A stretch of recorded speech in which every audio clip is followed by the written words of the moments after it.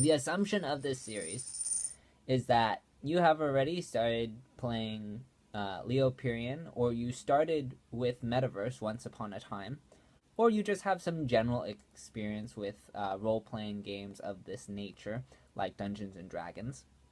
Um, and you have a pretty good idea of the basic movement of your character. Essentially, the objective of this video series is to help people that already play the game to get better at the game. Now, the first thing I want to sort of express is that there is no such thing as a incorrect way to play the game. There are just better ways of playing the game. What I mean by this is that every person enters Leoperion with their own style, their own mentality, their own outlook.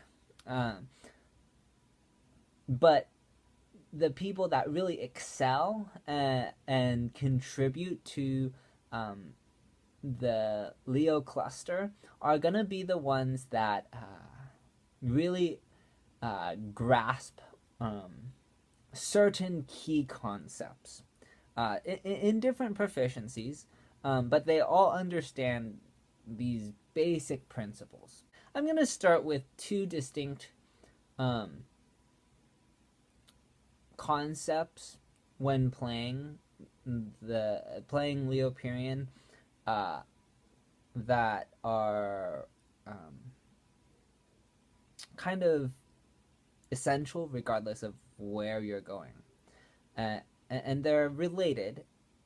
It is that you set goals for yourself, and you set goals for your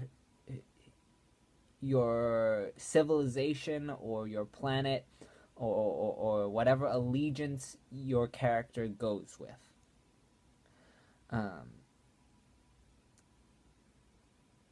The first one, setting goals for yourself. This is relatively simple in concept. I mean, we do this every day in life. We have the next thing we want to do, be it a job opportunity, completing our schooling, what have you. But in Leoperion, this usually goes along the lines of what metaversian powers do I want to develop? Now, they're called metaversian powers because metaversians are capable of any of these abilities, provided they have the right resources.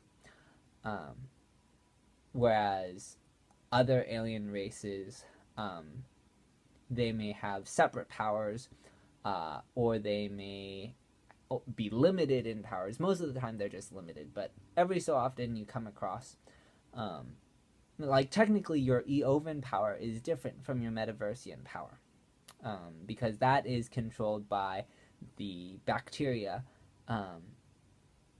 that cohabitates with the Metaversian, whereas the Metaversian powers are kind of mapped within the anatomy of the Metaversian. Now, I'm going to sort of look at the Metaverse powers from a top-down perspective. The Tier 4 Metaversian powers are unconventional, time travel, and Smalin. Unconventional is the newest of them. It basically is the assortment of powers from the Kingdom of Old. I don't really have a whole lot of information on this offhand, because it's largely undeveloped. I will probably release another video just on that power when it becomes more relevant to the audience. As for time travel, this is more or less self-explanatory. Just think Doctor Who. there are rules as to what you can and cannot do with time travel. Um, but essentially, it's it's a pretty good power. And then Smalin, it's basically the ability to drain and drain, absorb, redirect, redistribute energy. This can involve other metaversian powers. It can also involve raw energy sources like fire, electricity, outside of the power, fire, and electricity. Um, uh, or like life energy. So, like, when you think of a vampire that drains blood in order to kill or incapacitate or transform its victim, um, it's a similar sensation. Um, and so Smalin as a race are considered the vampire of the Leo cluster or whatnot.